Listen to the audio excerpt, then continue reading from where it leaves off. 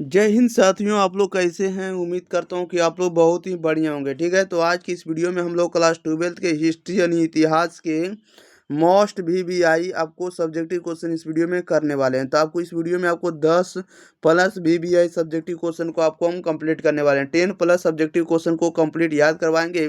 जो भी 2025 बोर्ड परीक्षा की तैयारी कर रहे हैं, जिनका एग्जाम आपको फरवरी में होने वाला है, तो ये लोग बेफिक्र होकर इस चैप्टर को पढ़ लीजिए। इससे बाहर आपको सब्जेक्टिव क्वेश्चन देखने को नहीं मिलेगा। चलिए तो स्टार्ट करते हैं। तब तक के लिए आप लोग एक बार वीडियो को अगर अपने भाई बहन के पास शेयर नहीं किए तो शेयर जरूर कर दिएगा, और चैनल को सब्सक्राइब नहीं किए तो चैनल को जरूर सब्सक्राइब कर दिएगा। ओके, और साथ ही साथ अगर आप लोग 1 से लेकर 12 क्वेश्चन तक नहीं पढ़े हैं तो आप लोग जरूर जाकर पढ़ लीजिएगा, क्योंकि इस चैप्टर से सबसे ज़्यादा आपको सब्जेक्टिव क्वेश्चन और ऑब्जेक्टिव क्वेश्चन पूछे जाते हैं। क्लास 12 का सभी विषय का आपको ऑब्जेक्टिव क्वेश्चन आपको डाल दिया गया, आप लोग जाकर जरूर पढ़ लीजिएगा। चैप्टर वाइज आपको कंप्लीट आपको बना दिया गया, आपको प्लेलिस्ट भी आपको तैयार मिलेगा। ओके, चलिए तो स्टार्ट करते हैं, ज़्यादा विलम्ब ना करें। क्वेश्चन नंबर देखिएगा आप लोग 13 नंबर की ओर। कह रहा है कि इतिहास लेखन में अभिलेखों का क्या महत्व है। इतिहास लेखन में यानी इतिहास लेखन में अभिलेखों का क्या महत्व होता है। तो हम लोग कह सकते हैं कि अभिलेखों से तात्पर्य पाषाण धातु या मिट्टी के बर्तनों आदि पर खुदे हुए लेखा अभिलेखों से तत्कालीन राजनीतिक, सामाजिक, आर्थिक तथा धार्मिक जीवन की जानकारी मिलती है। अशोक के अभिलेखों द्वारा उसके धाम प्रसार के उपाय, प्रशासन, मानवीय पहलुओं आदि के विषय में सहज जानकारी प्राप्त कर सकते हैं। और साथ ही साथ बात करें कि इतिहास लेखन में जो होगा, इतिहास लेखन में अभिलेख की महत्ता इससे भी स्पष्ट हो जाती है कि मात्र अभिलेखों के ही आधार पर भंडाकर महोदय ने अशोक का इतिहास लिखने का सफल प्रयास किया है। क्या किए? तो प्रयत्न किए या सफल प्रयत्न किए। इसको प्रयत्न ही कर देंगे, क्या कर देंगे? प्रयत्न। ओके, चलिए इसको फिर से एक बार रिपीट करना चाहेंगे। क्वेश्चन नंबर 13 को कह रहा है कि इतिहास लिखने में इतिहास के लेखन में या इतिहास के लेखन में अभिलेखों का क्या महत्व होता है। तो अभिलेखों से तात्पर्य पाषाण धातु, मिट्टी के बर्तनों आदि पर खुदे हुए लेखाभिलेखों से तत्कालीन राजनीतिक, सामाजिक, आर्थिक, धार्मिक जीवन की जानकारी मिलती है। अशोक के अभिलेखों द्वारा उसके धाम, प्रचार प्रसार के उपाय, प्रशासन, मानवीय पहलुओं आदि के विषय में सहज जानकारी प्राप्त कर सकते हैं। और इतिहास के लेखन में जो है, इतिहास लेखन में अभिलेख की महत्ता इससे भी स्पष्ट हो जाती है कि मात्र अभिलेखों के ही आधार पर भंडाकर महोदय ने अशोक का इतिहास लिखने का सफल प्रयत्न किया है। क्या किया? तो सफल प्रयास किया या प्रयत्न किया है। चलिए क्वेश्चन नंबर हम लोग 14 नंबर लेते हैं। कह रहा है कि हड़प्पा वासियों द्वारा व्यवहृत सिंचाई के संसाधनों का या साधनों का उल्लेख करें। हड़प्पा वासियों द्वारा व्यवहृत सिंचाई के साधनों का उल्लेख करें। तो इसमें आप लोग क्या लिखेंगे? इसमें आप लोग लिखेगा कि हड़प्पा वासियों द्वारा मुख्यतः नहरें, कुएं और तालाब जल संग्रह करने वाले स्थानों को सिंचाई के रूप में प्रयोग में लाया जाता था। अफगानिस्तान में सौतुगई नामक स्थल से हड़प्पाई नहरों के चिन्ह प्राप्त हुए हैं। और साथ ही साथ हड़प्पा के लोगों द्वारा सिंचाई के लिए कुओं का भी इस्तेमाल किया जाता था। किसका इस्तेमाल किया जाता था? तो कुओं का इस्तेमाल किया जाता था। और इसी में जो गुजरात के धौलावीरा नामक स्थान से तालाब मिला है, इसे कृषि की सिंचाई के लिए, पानी देने के लिए तथा जल संग्रह के लिए प्रयोग किया जाता था। एक बार और इसको रिपीट करना चाहेंगे। हड़प्पा सभ्यता के द्वारा, हड़प्पा वासियों के द्वारा व्यवहृत सिंचाई के साधनों का उल्लेख करना, यानी हड़प्पा सभ्यता में जो भी सिंचाई के साधन थे उसका उल्लेख करना है। तो हड़प्पा सभ्यता द्वारा मुख्यतः नहरें, कुएं और तालाब जल संग्रह करने वाले स्थानों को सिंचाई के रूप में प्रयोग किया जाता था। अफगानिस्तान में सौतुगई नामक स्थान से हड़प्पाई नहरों के लिए चिन्ह प्राप्त हुए हैं। और हड़प्पा के लोगों द्वारा सिंचाई के लिए कुओं का प्रयोग किया जाता था या कुओं का इस्तेमाल किया जाता था। गुजरात के धौलावीरा नामक स्थान से तालाब मिला है, इसे कृषि की सिंचाई के लिए, पानी देने के लिए तथा जल संग्रह के लिए प्रयोग किया जाता था। नेक्स्ट क्वेश्चन लेते हैं। क्वेश्चन नंबर देखिए 15 नंबर की ओर। 15 नंबर में कह रहा है कि हड़प्पा, कह रहा है कि 15 नंबर में कि सिंधु घाटी सभ्यता की नगर योजना का वर्णन करें। कह रहा है कि सिंधु घाटी सभ्यता की नगर योजना का वर्णन करें।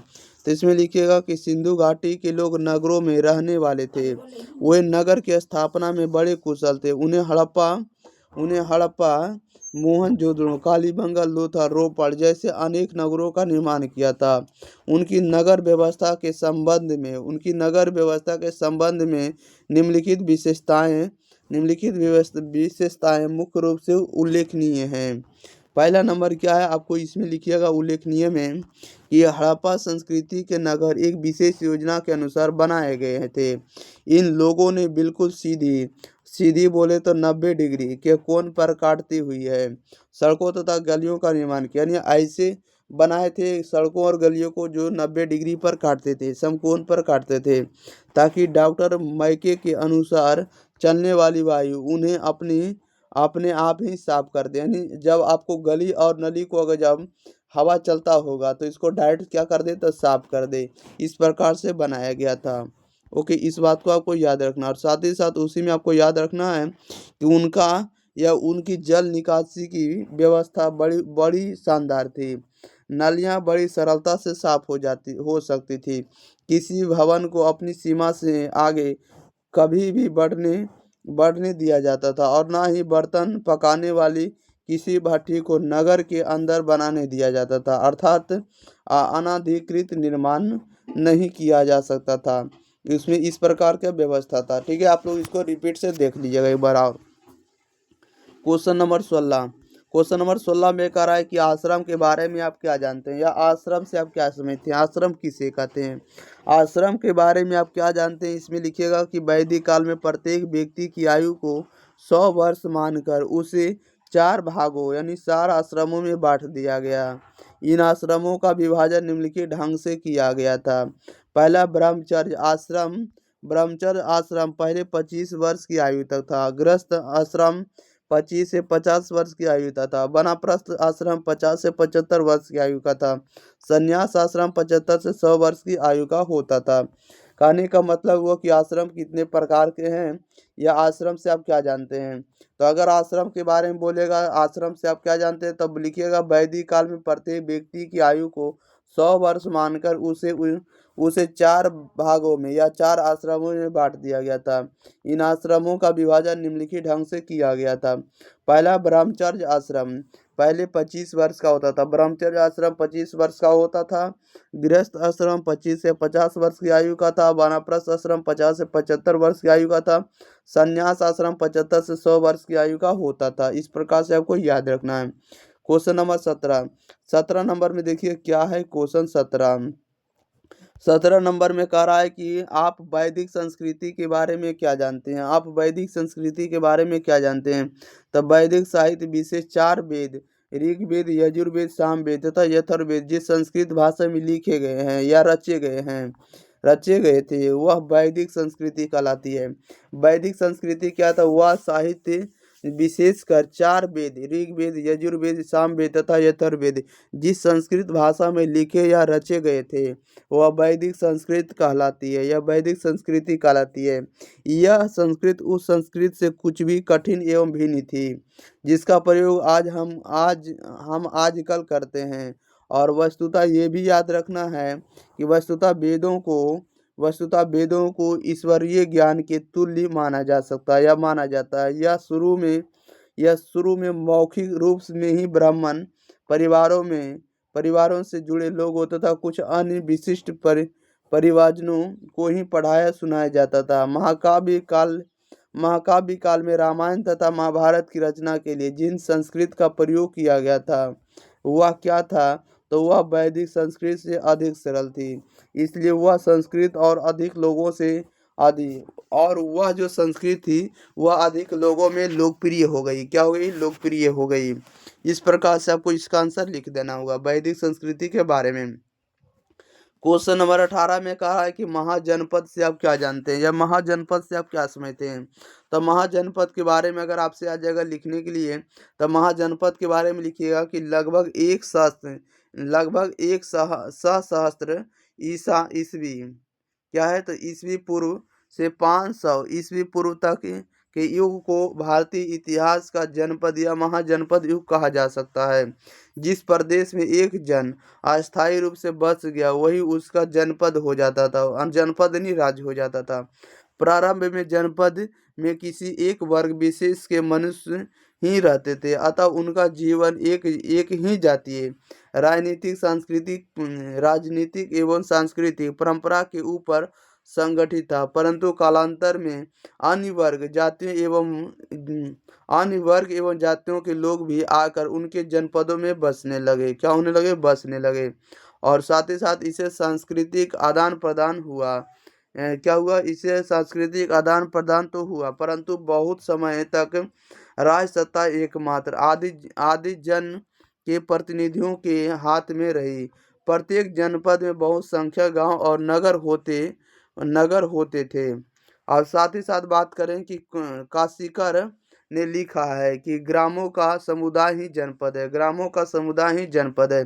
धीरे धीरे जनपदों की संख्या कम होने लगी, छोटे जनपद बड़े जनपदों में परिवर्तित होने लगे। इस भांति देश में महाजनपद काल का उदय हुआ। महात्मा बुद्ध के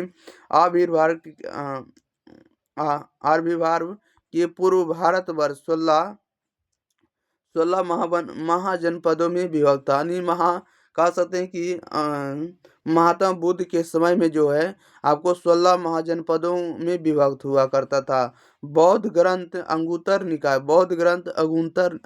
निकाय में इनके नाम निम्न प्रकार से मिलते हैं। पहले अंग मिलते हैं। 16 महाजनपदों के नाम है, कौन कौन है? तो अंग है, मगध है, काशी है, कौशल है, बजी है, मल है, छेदी है, वश है, कुरु है, पांचाल है, मत्स्य है, सुरसेन है, और आपको अस्मक है, अवंती है, गांधार है और कंबोज है। ये सब क्या है? तो ये आपको महाजनपद है, 16 महाजनपद का नाम है। क्वेश्चन नंबर 19 में देखिए क्या है। क्वेश्चन नंबर 19 नंबर में कह रहा है कि महाजनपद युग की राजनीतिक विशेषताएं लिखिए। महाजनपद युग की राजनीतिक विशेषताएं लिखिए। तो इसमें से आपको लिखना होगा, देखिए क्या लिखिएगा। महाजनपद युग की विशेषता लिखना राजनीति के बारे में। तो आरंभिक भारतीय इतिहास में 6वीं शताब्दी ईसा पूर्व को एक महत्वपूर्ण परिवर्तनकारी काल जाना जाता है। इस काल को प्राय आरंभिक राज्यों नगरों के लोहे के बढ़ते प्रयोग और सिक्कों के विश्वास के साथ जोड़ा जाता था। इसी काल में बौद्ध तथा जैन सहित विभिन्न दार्शनिक विचारधाराओं का विकास हुआ। बौद्ध धर्म और जैन धर्म के आरंभिक ग्रंथों में महाजनपद नाम से 16 राज्यों का उल्लेख मिलता है। और साथ ही साथ बात करें कि यद्यपि महाजनपदों के नाम की सूची तथा ग्रंथों में एक समान नहीं है, लेकिन वजी, मगध, कौशल, कुरु, पांचाल, गांधार और अवंती जैसे नाम प्राय मिलते हैं। इससे स्पष्ट है कि उक्त महाजनपद महत्वपूर्ण महाजनपदों में गिने जाते होंगे। और इसी में बात करें कि अधिकांश महाजनपदों का राजा शासन होता था, यानी अधिकांश महाजनपदों का राजा का शासन होता था, लेकिन गण और संघ के नाम से प्रसिद्ध राज्यों में कई लोगों का समूह शासन करता था। इस तरह का प्रत्येक व्यक्ति राज्य या राजन कहलाता था। प्रत्येक व्यक्ति राजा या क्या कहलाता था? राजन कहलाता था। क्वेश्चन नंबर देखिएगा 20 कह रहा है कि मिलिंद पन्हा या मिलिंद पंधों पर एक संक्षिप्त टिप्पणी लिखिए। या मिलिंद पंधों क्या है, या मिलिंद पंधों के उल्लेख करें। तो लिखिएगा मिलिंद पंधों या मिलिंद पंध। कह सकते हैं कि यह बौद्ध ग्रंथ में बैक्टेरियन और भारत के उत्तरी पश्चिमी भाग पर शासन करने वाले हिंदू यूनानी सम्राट मैनेंडर एवं प्रसिद्ध बौद्ध भिक्षु नागसेन के संवाद का वर्णन किया गया है। इसमें ईसा की पहली 2 शताब्दियों का उत्तर पश्चिम भारतीय जीवन के इलाके देखने को मिलती है। मिलिंद पंधों क्या? तो मिलिंद पंधों या बौद्ध ग्रंथ में बैक्टेरियन और भारत के उत्तरी पश्चिमी भाग पर शासन करने वाले हिंद यूनानी सम्राट मैनेंडर एवं प्रसिद्ध बौद्ध भिक्षु नागसेन के संवाद का वर्णन किया गया। इसमें ईसा की पहली 2 शताब्दियों के उत्तर पश्चिमी भारतीय जीवन की झलक देखने को मिलती है। ठीक है, याद रखिएगा। क्वेश्चन नंबर 21 नंबर में देखिए क्या कह रहा है। 21 नंबर में क्वेश्चन में है, कह रहा है कि 6ठी शताब्दी में ईसा पूर्व से 4थी शताब्दी ईसा पूर्व की अवधि के नगरीकरण को भारत का द्वितीय नगरीकरण क्यों कहा जाता है? इसका आप लोग को जानना है, इसका उत्तर क्या होगा। यानी छठी शताब्दी में ईसा पूर्व से चौथी शताब्दी ईसा पूर्व की अवधि के नगरीकरण को भारत का द्वितीय नगरीकरण क्यों कहा जाता है? तब भारत का पहला नगरीकरण हड़प्पा की संस्कृति के साथ प्रारंभ हुआ और 1500 ईसा पूर्व के लगभग आर्यों द्वारा देश में प्रमुखता प्राप्त के साथ ही के समय समाप्त हो गया। आर्य लोग ग्रामीण थे, जबकि या जब बोले हड़प्पा संस्कृति के नगर एक एक करके नष्ट हो गए थे, तो फिर अगले 15 वर्ष तक नगर विलुप्त हो रहे थे। यानी भारत का पहला नगरीकरण हड़प्पा की संस्कृति के साथ प्रारंभ हुआ और लगभग 1500 ईस्वी तक ये आर्यों द्वारा चलती गई। और इसमें सबसे बड़ी विशेषता यह थी कि ये धीरे धीरे आपको समाप्त होता चला गया। आर्य लोग जो थे ग्रामीण थे। आर्य लोग कैसे थे? ग्रामीण थे। जब हड़प्पा संस्कृति के नगर एक एक करके नष्ट हो गए और अगले 15 वर्षों तक क्या होते चले गए? विलुप्त होते चले गए। चलिए नेक्स्ट लेते हैं, इसको भी आप लोग पढ़ लीजिएगा कि ईसा की छठी शताब्दी में बौद्ध काल में पुनः नगरों का श्री गणेश हुआ। अतः छठी शताब्दी ईसा पूर्व में चौथी शताब्दी ईसा पूर्व तक बौद्ध काल को भारत का अद्वितीय नगरीकरण काल कहा जाता है। क्वेश्चन नंबर लेते हैं हम लोग, कितना नंबर? 22 नंबर की ओर।